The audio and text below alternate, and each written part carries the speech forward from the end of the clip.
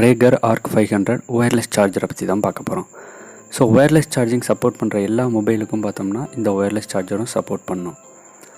So இந்த சார்ஜரில் பாக்ஸை பிரிக்கிறதுக்கு முன்னாடி இதோட ரைட் சைடு பார்த்தோம்னா என்னென்ன டிவைஸுக்கு சப்போர்ட் பண்ணோம், அதுவும் எத்தனை வாட் வரும்ன்றதையும் மென்ஷன் பண்ணியிருக்காங்க.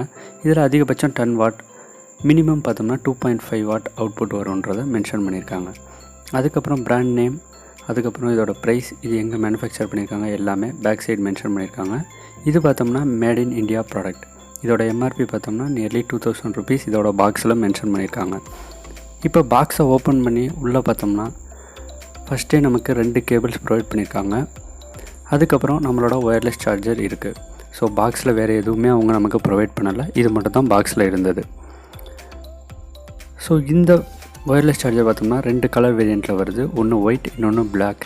நம்மள்ட்ட இருக்கிறது பார்த்தோம்னா பிளாக் கலர் வேரியண்ட். இது வந்து சி டைப் சார்ஜிங் சப்போர்ட் பண்ணுறது. ஸோ நம்மள்ட்ட சி டைப் கேபிள் இருந்தாலே போதும், நம்ம இதில் கனெக்ட் பண்ணிக்கலாம். ஸோ பேக்கில் பார்த்தோம்னா Raegr அவங்களோட பிராண்ட் நேம் மென்ஷன் பண்ணியிருக்காங்க. இதோட 10 வாட் சப்போர்ட் பண்ணுறதையும் மென்ஷன் பண்ணியிருக்காங்க. ஸோ ஃபஸ்ட் கேபிளாக பார்த்தோம்னா USB ஏலேருந்து USB-C டைப், அதாவது நார்மல் அடாப்டர் கேபிள் ப்ரொவைட் பண்ணியிருக்காங்க. ஸோ அதுக்கப்புறம் பார்த்தோம்னா C2C, அதாவது நம்மளோட தண்டர் போல்ட்டில் கனெக்ட் பண்ணிக்கலாம். அப்படி இல்லைன்னா வேறு ஏதாவது ஆண்ட்ராய்டு ஃபோனில் கனெக்ட் பண்ணி அது மூலமாக இந்த சார்ஜரை யூஸ் பண்ணலாம் அப்படின்ற மாதிரி இன்னொரு கேபிள் ப்ரொவைட் பண்ணியிருக்காங்க. ஸோ 2 கேபிளையும் அங்கிட்டு வச்சுட்டு சார்ஜரை பார்ப்போம். ஸோ சார்ஜருக்கு நம்மளோட அடாப்டர்லேருந்து பவர் சப்ளை கொடுக்குறோம். ஸோ சார்ஜருக்கு பவர் சப்ளை கொடுக்கறதுக்கு மினிமம் வந்து 5 வோல்ட் 2 ஆம்ஸ்க்கு மேலே இருக்க சார்ஜர் நம்ம யூஸ் பண்ணணும். ஸோ அதிகபட்சம் பார்த்தோம்னா 10 வாட் சார்ஜர்ஸ் யூஸ் பண்ணலாம். 15 வாட் சார்ஜர் வந்து ரெக்கமெண்ட் பண்ணுறாங்க. ஸோ இப்போ நம்மள்ட்ட இருக்கிறது பார்த்தோம்னா 9 வோல்ட் 2 ஆம்ப் சார்ஜர் தான் நம்ம கனெக்ட் பண்ணியிருக்கோம். ஸோ சார்ஜரை கனெக்ட் பண்ண அடுத்த 3 செகண்டுக்கு வரைக்கும் அந்த க்ரீன் கலர் லைட், அதாவது ஒயர்லெஸ் சார்ஜரை சுற்றி இருக்கிற லைட் எரியும். ஸோ 3 செகண்ட்ஸ்க்கு அப்புறம் ஆஃப் ஆகிரும். ஸோ அதே மாதிரி நம்ம ஃபோனை அதில் ப்ளேஸ் பண்ணோம்னா, அதாவது ஒயர்லெஸ் சார்ஜிங் பண்ணணும்னா இந்த லைட் பார்த்தோம்னா 16 செகண்ட்ஸ்க்கு பிளிங்க் ஆகும். அதே மாதிரி நம்மளோட ஃபோன்லேயும் ஒரு நோட்டிஃபிகேஷன் வரும்.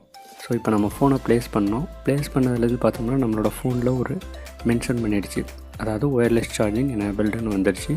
கீழே பார்த்தோம்னா ஒயர்லெஸ் சார்ஜ் ஆகிறதுக்கான டைமும் மென்ஷன் ஆகுது. ஸோ பேக்கில் க்ரீன் கலர் லைட் பார்த்தோம்னா 16 செகண்ட்ஸுக்கு பிளிங்க் ஆகுது. ஆஃப்டர் தட் பார்த்தோம்னா அந்த லைட் ஆஃப் ஆகிடுது.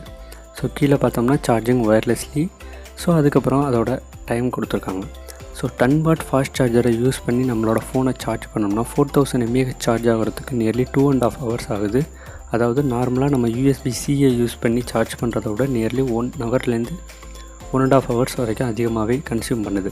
ஸோ இந்த ஒயர்லெஸ் சார்ஜிங்கில் என்ன ஒரு பாசிட்டிவ்னு பார்த்தோம்னா, நம்ம அடிக்கடி ஃபோனை யூஸ் பண்ணுறவங்களா இருந்தோம்னா, ரெகுலராக ஃபோனை அடிக்கடி எடுத்து யூஸ் பண்ணிக்கிட்டு இருந்தோம்னா, ஸோ ஒயர்லெஸ் சார்ஜர் பெஸ்ட். ஏன்னா போர்ட்டில் எந்த டேமேஜும் இருக்காது.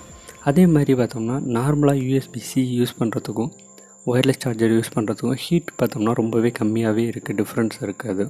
ஏன்னா சார்ஜிங் டைமும் ரொம்ப அதிகமாக இருக்கிறதுனால பேட்டரியோட பவர் ரொம்பவே ஆப்டிமைஸ் ஆகிடுது. ஸோ இப்போ சார்ஜர் பார்த்தோம்னா நம்ம கேஸை யூஸ் பண்ணி நம்ம சார்ஜ் பண்ணோம்.